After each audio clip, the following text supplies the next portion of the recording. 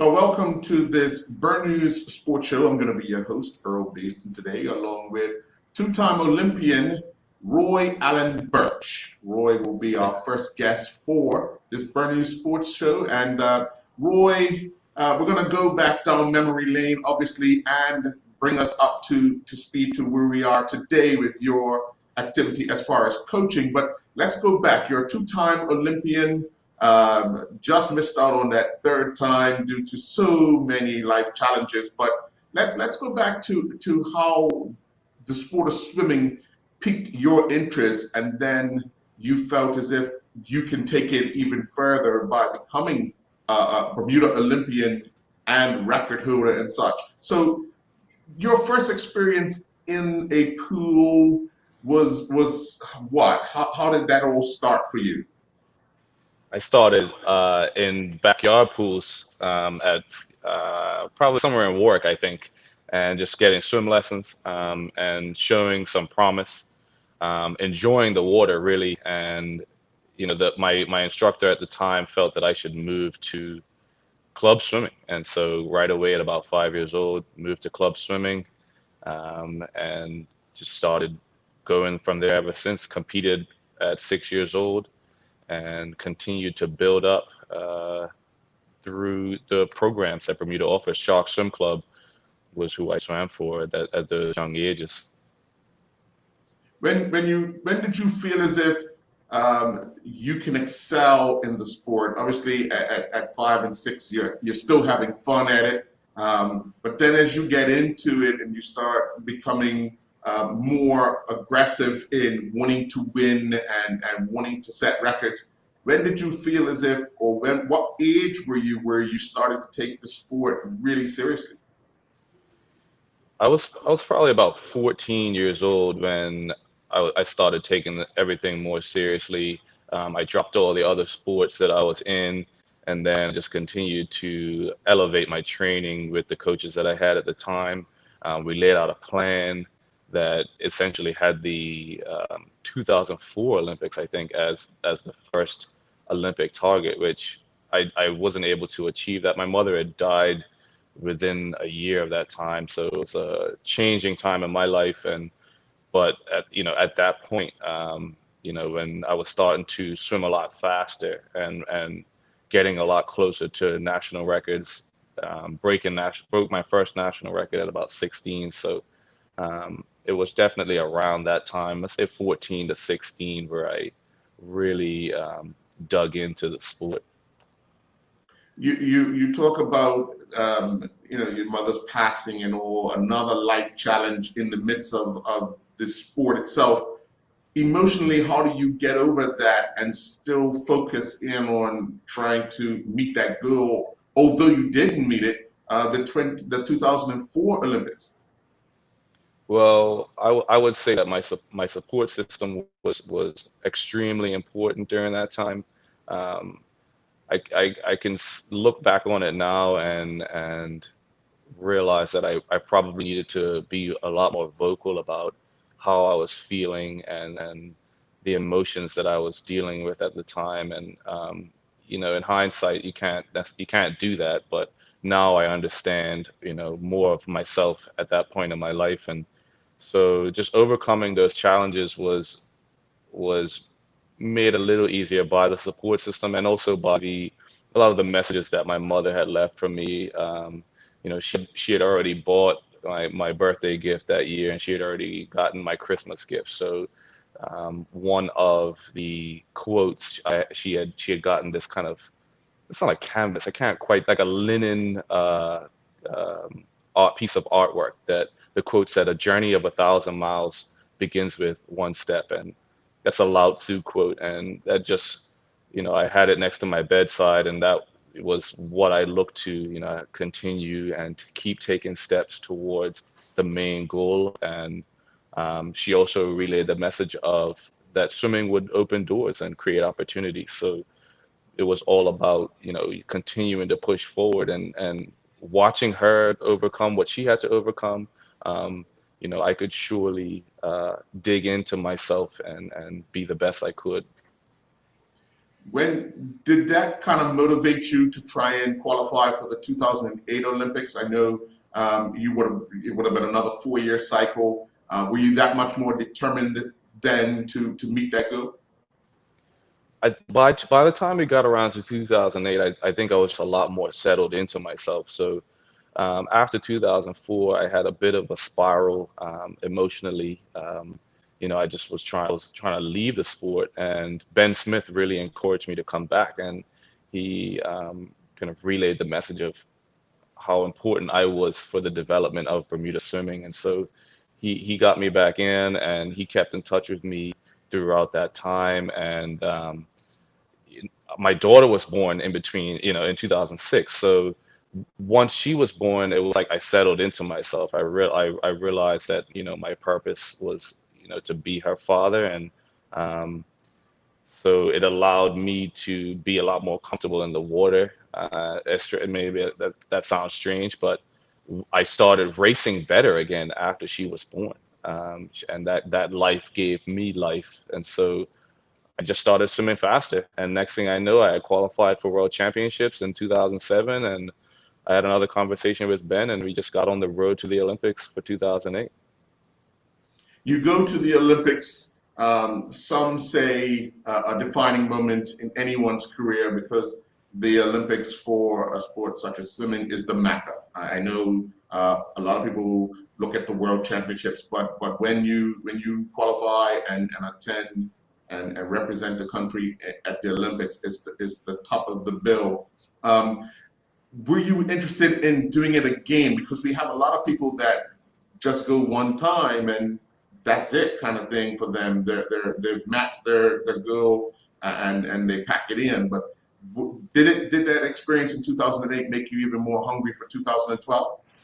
Oh yeah, yeah. I'm a competitor, so you know, I would say, and surely people in the organizations would say that 2008 was a gift, and a gifted opportunity to light the fire. And so after 2008 was when I started my next journey in figuring out how to compete as a high level athlete, how to go for a medal. And I started that journey out in 2008. I went to Germany for a year. That didn't work out. I came back to Bermuda. I trained in Bermuda for a few months with Ben. I went back to the States for a few months, up in Massachusetts, and then I came down here to North Carolina with the pro team, which is where my development really took off. And we were doing these pro meets around the country. Me and Ben were just traveling around doing the pro meets every so often, and I wasn't making any finals at all. I came here for a month, and then I made it in A final. So we knew that it was the right place. And David Marsh here was, he ended up being the 2016 Olympic women's coach. That team was the most winningest U.S. team. So I was in the right place to succeed. And yeah, I definitely wanted to get more. Like after 2008 was such a blowout, huge experience, massive. And I wanted more and more and more after that time. What did the 2011 World Championships experience tell you about yourself? Well, I just at that point I felt a lot more fierce. I think I felt like I was coming into my true potential, and so um, like how they lay it out is you're kind of your heats as you go down to the heats, that people are getting faster and faster, and so there's only ever usually 12 heats, so there's never 12, maybe 13, and I was in say heat 8 or something like that. So it was like I was just on the outside, I was right there. I could see the big boys. We're in the room with the big boys, so I'm in the room with them. So, it felt close, and unlike times prior to that where I felt so distant. It was like, I was in the valley looking all the way up the mountain, and at that point I was, up the mountain a good ways, and it felt closer, more attainable to be on a podium. Between 2012 and 2016, it would appear that many more people from Bermuda were well in touch with what you were able to accomplish in the pool. You were revered around the Caribbean, internationally, doing remarkable things, and like you said, qualifying for A finals time after time after time.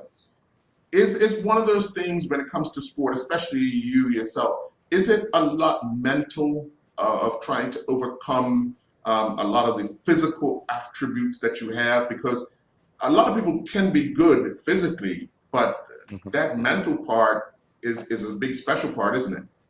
Yes, yes. And during that time of between 2012 and 2016 was when I started reading more and kind of focusing more on my mental work. There was no issue in getting me to work hard in training.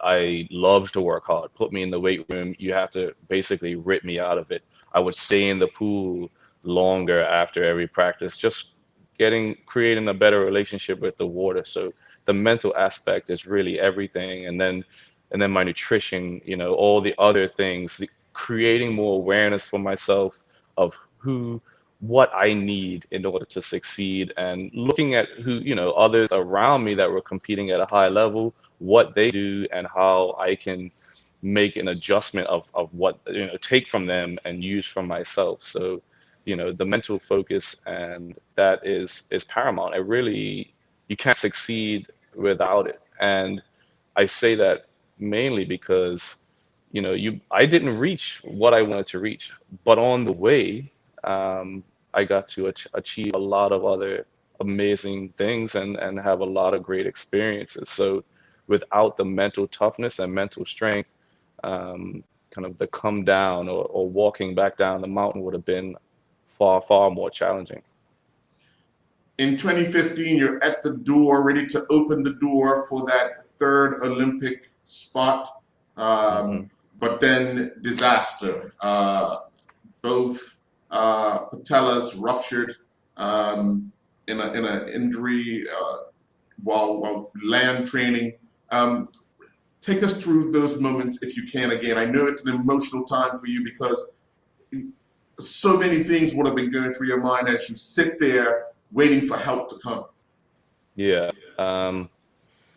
Well, I had really come off the best swims of my life. I was again competing in the A finals in that January of that year against Olympic champion, world champion, all the guys right there, beating some of them. Then we went to the Bahamas. I had another amazing training trip. I was doing things in training I had never done before. Um, and the day before I got injured, I had hit my personal record on my back squat. I back squatted over 300 pounds, for reps, and I was like, all right, I'm there. I've met the strength goals that I want to. I was swimming speed. It was like training just became like, it was like machine. I could come to train, and not have to, like, I wasn't thinking about fitness. It was just like, let's see what I can do technically, and work up to the, work my skills up more and more. And so, when the injury happened, uh, I was in denial for a little while, surely, for a few hours at least, until I got to the doctor's office, and he told me what had happened. I broke down immediately. I was very, very, very, very sad for a while, but I had the surgery, and then it was time to stand up. It was time to really see what I was made of. This was going to be, a matter of my long-term health, and it wasn't a time to be weak. It was a time to get tough, remember, my history, my heritage, and my people who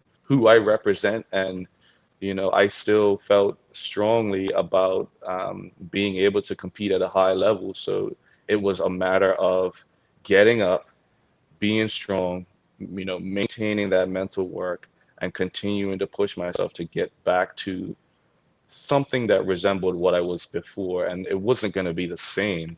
I knew that, but it was just a matter of, if I don't get up and show some strength and dig into who I am, I wouldn't be able to do the things I can do now today. What were the dark days like? Because we've seen a lot of our younger swimmers when they get to a level of just trying to decide whether they stay in the sport or come out of the sport. It's always the dark days that they sort of reflect to and kind of walk away from it. So during that time, what were your dark days like?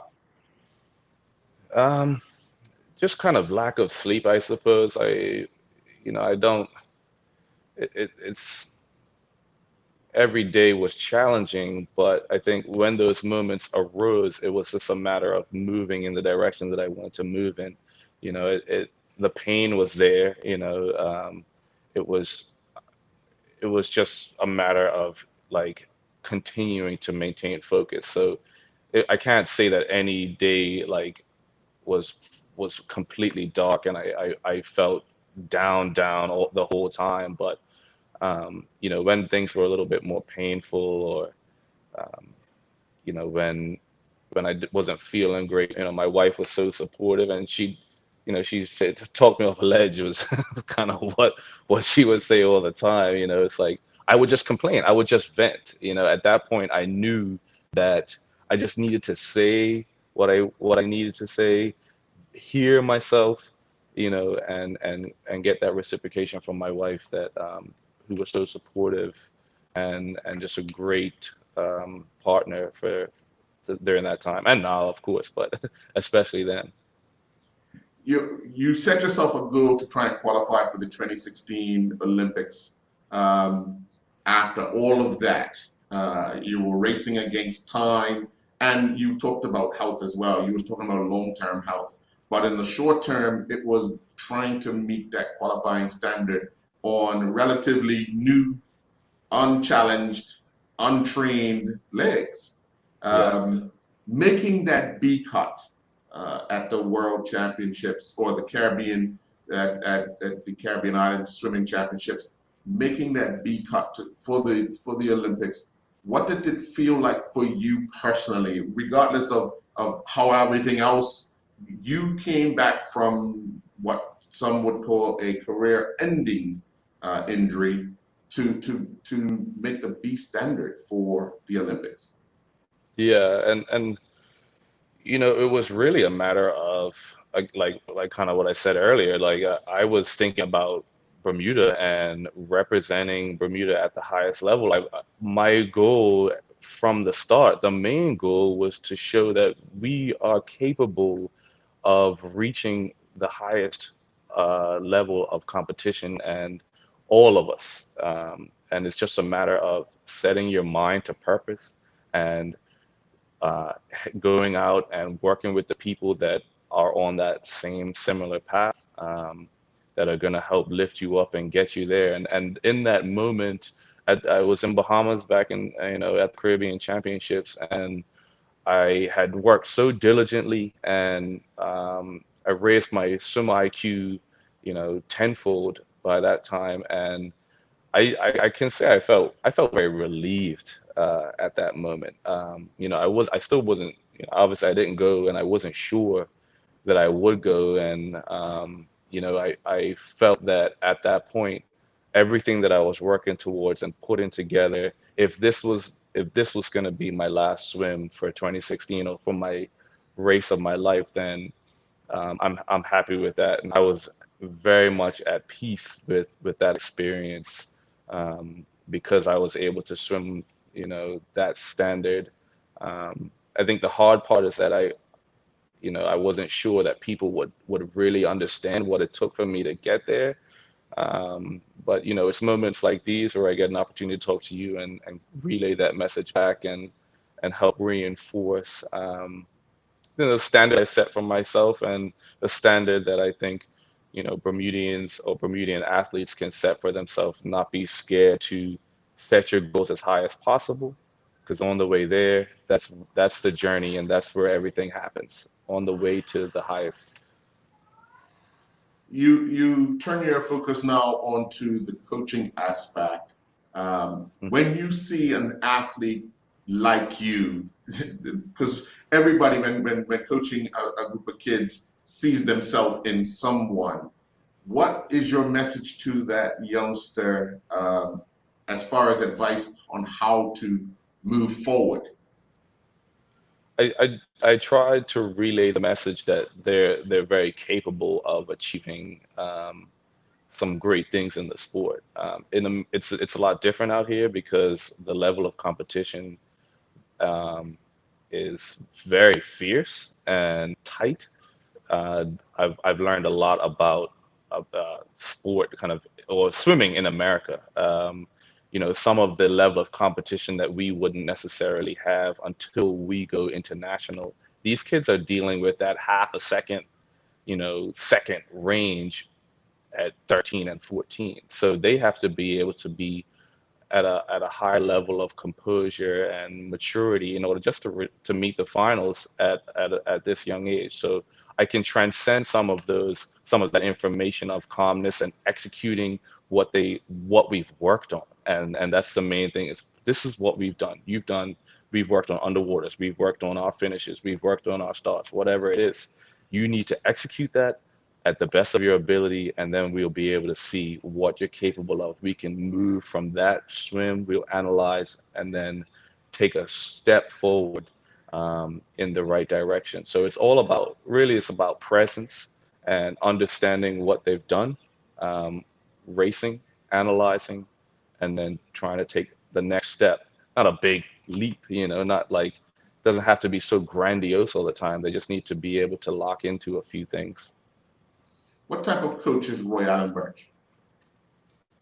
I would say that I have a high standard. Um, I like to think that I'm calm most of the time, but I can when I want to get fired up and be a motivator, I get that. I just try to ebb and flow with the way that things are moving. So if there's a little bit of low energy, then I try to, inject the energy. If the energy is higher, then, I'll be a little more calmer. So wherever the puzzle piece is missing, I try to inject myself into that aspect of the environment. And so when I want certain things done, I probably mean, I can't always tell.